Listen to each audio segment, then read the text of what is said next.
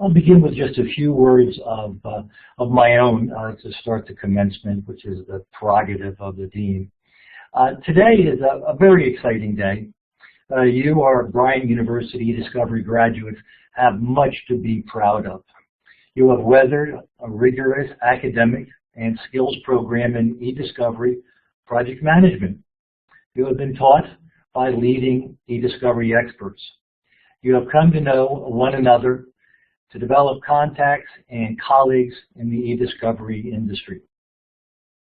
It has been a long road for you, full of challenges and opportunities, and each of you has distinguished yourself. Can you remember when the terms load file, precision and recall, and incremental backup were vague concepts at best and often foreign? Remember when you knew little or perhaps had never heard of EDRM and the Sedona Conference? Today these expressions and many others are your friends, and EDRM, Sedona, and many other resources are your companions as you move ahead in your eDiscovery practice. Can I ask you one thing? Don't leave Bryant University behind. Be an active alumnus. Keep in touch with your professors and colleagues. When Dira Nevin, Mike Quartararo, or another professor here at Bryant University writes an article or makes a presentation on eDiscovery, use that occasion to say hello. Follow us on LinkedIn, Twitter, and Facebook.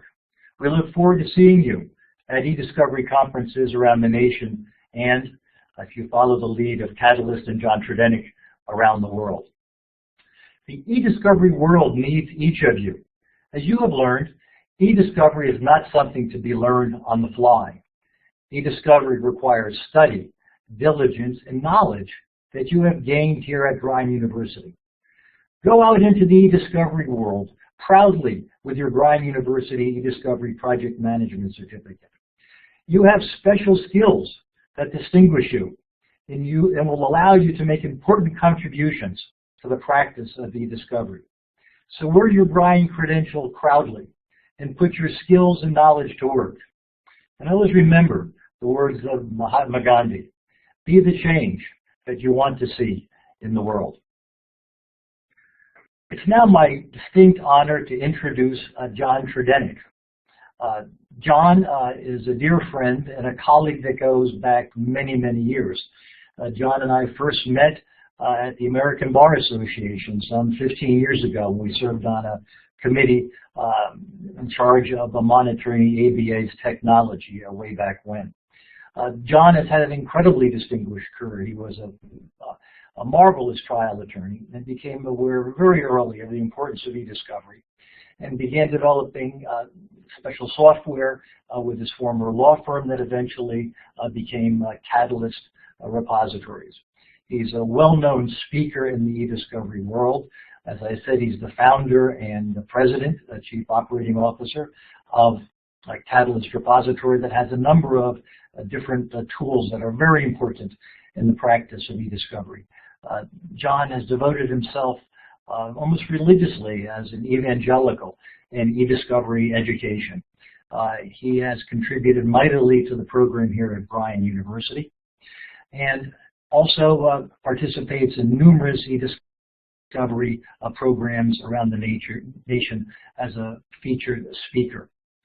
We're so happy to have John with us because he has been at the cutting edge of eDiscovery for the past 15 years. And with that, I give you a hearty welcome to our eDiscovery colleague, John Tredennick. Thank you, Bill, for your kind words. You know, it was an honor to be a part of your curriculum over the past year, and frankly, it was a lot of fun. I think you've got a great program going here, and I'm proud to have been part of that experience. Bryant University's eDiscovery Project Management Program represents a 21st century approach to managing electronic discovery. As graduates of the program, you're starting your careers at the beginning of a new era in litigation management. Now, to be sure, eDiscovery didn't start yesterday or even the day before that. Rather, email's been around for more than 2 decades in one form or another. And the federal rules amendments happened way back in 2006. For me, that seems like ages ago. But the law treads carefully and slowly over new ground, and we're at the beginnings of its foray into the digital age.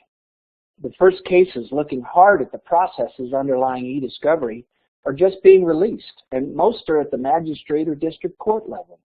The appellate courts have not had much chance to weigh in on how this process should be run or what duties we lawyers have to meet. People are speculating right and left about how this new world's going to be shaped, just as we're creating new businesses and roles to help plow the new earth and build these new e-communities. The point here is that you're in a wonderful position to see this new world take form and to help define, build, and ultimately serve it through your efforts. And programs like the one offered by Bryan University are equally important because they bring together the best thinking of the older, more experienced minds, that's you and me, Bill, and use that knowledge to train the younger minds that will be so important as we settle this new e-land. Most law schools won't see the importance of this type of education for many years to come, which has left our educational landscape with a vacuum, crying out to be filled. Law firms try to fill the gap, but they're not really designed for this purpose, and their efforts in most cases leave much to be desired. Various well-meaning groups have sprung up to offer this education, but many were ad hoc or outgrowths of volunteer organizations that just can't devote the time necessary to build a first-class educational program. That's why I was excited to see an institution like Bryan University step in with the desire to offer a first-class education using great teachers, all of whom have extensive experience in the field. You know, when I started practicing law, there was no E in front of the word discovery. Rather, we worked with copies of paper. We used yellow stickies to tag our documents and a copy machine to prepare them for deposition or trial. Dates numbers were placed on the document using a big stamper. There were no litigation support specialists, and one of the paralegal's least favorite jobs was to hand stamp those documents or put tags on them before sending them over to the copy center. Privilege review consisted mostly of telling your client not to send you anything from his lawyer's office. Indeed, if you think about it, my top qualification for speaking to you today is that simply I'm old enough to remember what the practice of law was like before technology. There are only a few of us around who can say that. It was a different time back then, to be sure. I'm not sure it was a worse time. As a trial lawyer, most of my cases could fit in a Redwell folder, which I could carry home over the weekend to review. I'd like to ask how many of you even know what a Redwell folder is, but I bet Bill does. I had a chance to speak to several groups in Tokyo just about 2 weeks ago.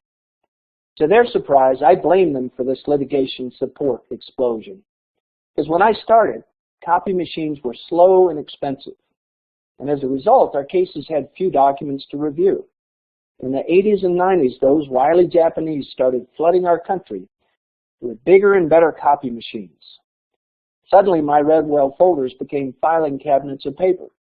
Then it was war rooms, and finally, to everybody's detriment, someone invented that thing called a document warehouse, which for some reason was always located in New Jersey, and you always had to review those documents during the middle of the summer, when it was hot as could be.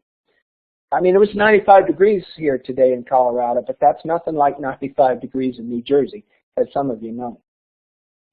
Well, this was all back in the mid-90s when I was practicing law. It was about the time that the digital age was taking hold. People started using email, and they started sending documents via that relative newcomer for us, the Internet. The Internet was a big deal for at least two reasons that pertain to our discussion today. For one, I could suddenly send an email and a document or documents to the other side of the world without needing a stamp. Suddenly it was free, and I could do that as much as I wanted. It didn't hit me all at once, but day by day I began sending out more emails and a lot fewer letters and documents. More important though, I could send that email to a lot of people, all at the same time. It turned out that the most used key on our computer keyboards was that notorious reply all key, which really wasn't a key at all, but it was certainly the butt of a lot of jokes for a time. With distribution lists and reply alls, we could suddenly broadcast massive amounts of data across the globe at any time of the night or day as much as we liked, indeed more than I liked and more than any of us needed. Think in contrast to the paper world and the natural limits that paper imposed on all of us. In the 80s, we revolutionized my old law firm, Hollins & Hart, by the introduction of the Daily Memo. The Daily Memo was a paper document prepared by one of the secretaries for distribution to the firm. People could send their announcements to the secretary for inclusion in the memo rather than sending them out separately. For us recipients, we could look forward to sort of an afternoon distraction reading the Daily Memo that summarized whatever important things were going on in the law firm. And most important, rather than copying and distributing 50 separate notices to the 10 offices at the firm, we could do it with one document that could be printed on the front and back. I can still remember that mail card as it came around twice a day to pick up and deliver the mail, the paper mail. Now the point here is that our managing partner announced one day the huge success with the Daily Memo because it saved us something like $150,000 a year in copying and distribution costs. That seemed like a huge victory for the firm budget, and we were all excited about this innovation. But here's the deal. In that paper world, there were natural limits to the volume of content we could create and distribute, even when we had computers rather than typewriters. So sure, I could bang out great prose using WordPerfect, but in the end, in those days, I had to print it out and somehow get it to the delivery. That cost money, it took time. The printer only goes so fast. You only have so much paper. Postage and FedEx bills add up. And ultimately, you had to pay to store all that paper. All these things were natural governors on how big things could get in the paper age. The digital age changed all that. It wasn't about fast copy machines anymore or cheap stamps or anything like it. Rather, it was a tectonic shift, a change in the fabric, the digital fabric of the planet. Suddenly, seemingly overnight, all the old paper limits evaporated. They were just gone. Suddenly, I could send hundreds or thousands of pages to hundreds or thousands of people with a click of the mouse. With that infernal reply all key, I could bore and bother limitless numbers of people with my simple, yes, I agree, or you tell them messages. With mailing lists, I could send out our newsletter to tens of thousands of people. And the cost to do this? How about $0? No stamp, no paper, no UPS truck, no nothing. We see this in the unimaginable digital explosion, or explosion of digital content the world creates every day. About a decade ago, back in about 2002, the University of California at Berkeley started trying to figure out how much content the world was creating. They came up with a mind-boggling number, 1.6 exabytes a year, which is a lot of data. For those of you who don't know what an exabyte is, think of it as 1,000 petabytes, which is 1,000,000 terabytes or 1,000,000,000 gigabytes. That's a huge volume of data to contemplate, but that was back in 2002. We were just getting started in the data creation realm then. The most recent study I've seen, I think, is from 2011. It's a couple years ago in any event. It puts the figure at 1.8 zettabytes a year, which is another 1,000 times greater than an exabyte. If the scientists who study these figures are even close to right, that means our world is creating something like 60 million libraries of Congress each year. And the numbers keep growing. Mind you, that's not a cumulative number of what we've created in the world. It's a yearly figure. That comes to 1.8 quadrillion megabytes of data being created every 12 months. To be sure now, not all of that data is discoverable, but a lot of it could be. And that's where we come into the picture. We spun Catalyst out of my law firm in 2000 when I stopped practicing law and became an e-discovery technology vendor. At that time, I was extremely proud of our Net Appliance Filer device, which we'd purchased to store those discovery documents we used in our repository. I smile thinking back, but it had about 500 usable gigabytes of storage, and I was sure it'd be more than enough to meet our needs for years to come. Indeed, in those days, a big case had 30,000 documents. I remember dreaming of the day when Catalyst would actually host a million documents on our site. Today, and frankly reflecting the digital revolution, a big case might have 3 million documents or 30 million or even more. We're buying storage devices in units of 125 terabytes, and we've got a number of them in our 4 data centers. As for the million documents I mentioned, we see that being loaded automatically in a typical evening. The numbers have simply jumped off the chart in ways hard to imagine for those of us who practiced in the dark ages, meaning the 80s and 90s. So the digital age has gathered full steam now, and there's no going back. We're not going to be abandoning our email habits anytime soon unless we move to Twitter or some other faster way to spread our digital content. To the contrary, I expect to see even more content as business turns into instant messaging, texting, Facebook, or even video communication that's automatically transcribed and stored for us. And as all of you know, storage gets cheaper and cheaper. Indeed, it's almost impossible today to delete anything we've created. Google is our email provider at Catalyst. While they give us a trash bin and a delete key, I understand they don't really delete anything. It's still there to be retrieved, subpoenaed, or put on display in the next digital trial or international arbitration. And all of this data has got to be found, collected, searched, analyzed, and reviewed for production by members of our legal profession. Talk about a growth industry if ever there was one. For a time, the legal profession ignored this digital revolution, pretending almost as if it didn't exist. In the early 2000s, lawyers had an unstated but mutual understanding that drove most of our discovery. If I don't ask you for email or other digital content, you won't ask me. As a result, most of that discovery focused on traditional paper files, letters, reports, memos, and the like. Nobody really knew what to do with the electronic data, and they sure didn't want anybody else to know they didn't know.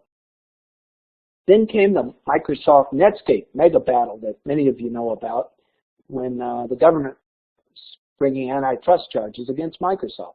It was front page news for all of us. Everyone who followed that case knew that Bill Gates' downfall was that famous email that said we need to kill Netscape. We watched as super lawyer David Boies, who subbed for the government or helped the government, gleefully ram Bill Gates' contradictory emails right down his virtual throat. That was all it took for the plaintiffs' bar to wake up and start demanding digital content. Some of those plaintiffs helped companies sue other companies, and the scope widened even further. Suddenly everybody's asking for email and getting asked back in return. The digital legal age was on. It was against this backdrop that the Federal Rules Committee dropped the bombshell on the profession by changing the rules. Suddenly, in December of 2006, electronically stored information became all the rage, and the new buzzword, ESI. Suddenly, ESI was discoverable, and suddenly the legal profession had to deal with it. Suddenly, the rules of the game had changed, and there was no turning back. Now, to be sure, and to be correct about this, emails didn't suddenly become discoverable. It was clear to me, and about every other good lawyer and judge in the country, that electronic files had always been discoverable, even if the word ESI wasn't used in the rules. The amendments merely confirmed the law in that respect. They didn't change it. They declared a new moniker for our electronic data, ESI, as I mentioned. But they didn't suddenly declare that ESI was discoverable for the first time. Frankly, it was always discoverable. What the drafters did in 2006 was bring electronic discovery front and center in the process. For the first time, you had to meet and confer about ESI and then report to the court on what you plan to do about it on both sides. Suddenly, ESI became the centerpiece of every lawsuit, whether the lawyers wanted to think about it or not. That, for me, was when this e-discovery thing really took off. Although, like most things in the law, it took several years to get the wheels turning.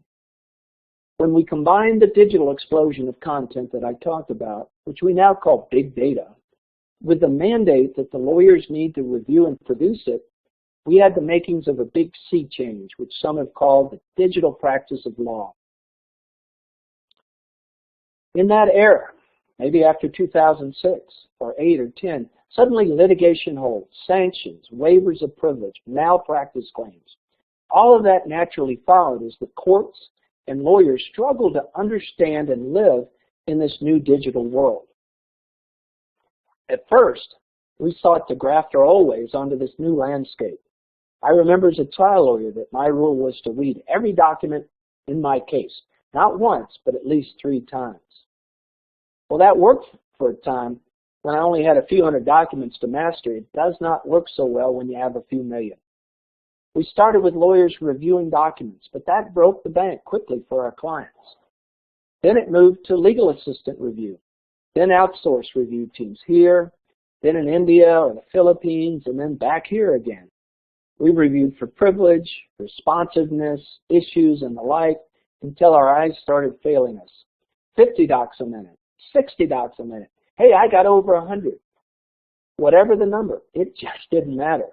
The world was creating 100 times, no, 1,000 times for whatever we could review in that hour. We gave up the review notion by the end of the decade, turning to keyword search, culling, early data assessment, and the like. It still wasn't enough to keep our heads above water. More recently, we've turned to technology-assisted review with the hope that maybe we can get computers to do our work for us. The technology does work. It's a subject of a different talk, and it holds new promise for review efficiency. But it isn't the end of the story. There's still a lot of documents to master and a lot of work to be done, and this is only the beginning. As a graduating class, you're entering the profession at a great time. We're at the beginning of this new era in the digital practice of law, one that requires new kinds of legal professionals with new kinds of skills. Clients are demanding new and better ways to control discovery costs, and they're not satisfied anymore with the old ways of doing things. Well-meaning lawyers are struggling to get on top of this phenomenon, and they're looking for help from all sides and all directions. New positions are being created by the day, along with new kinds of vendors and new kinds of other organizations.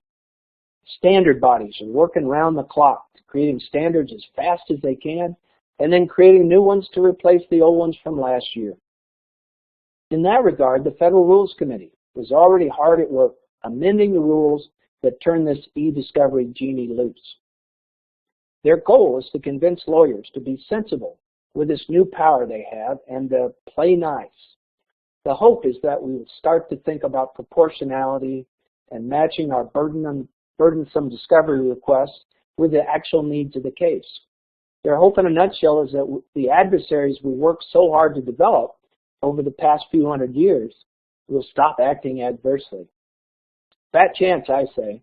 Boys will be boys and lawyers will be lawyers. And judges will be judges.